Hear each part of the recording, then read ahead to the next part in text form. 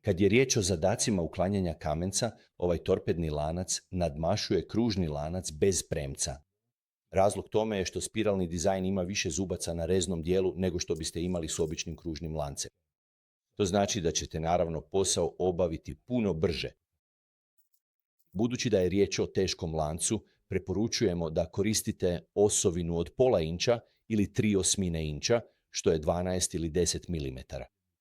Imamo i ove male adaptere, tako da možete prilagoditi lanac različitim debljinama osovine, ovisno o tome koju ćete osovinu koristiti.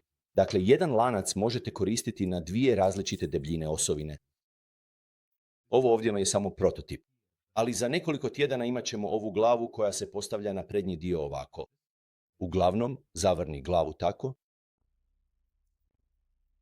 I ta glava će vam omogućiti da na nju stavite različite vrste oštrica za rezanje.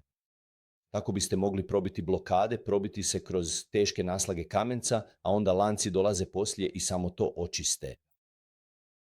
Da, to je naš torpedni lanac. Kakav nevjerojatan lanac.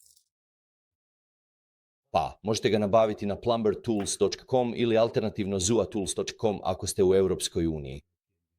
Hvala na gledanju.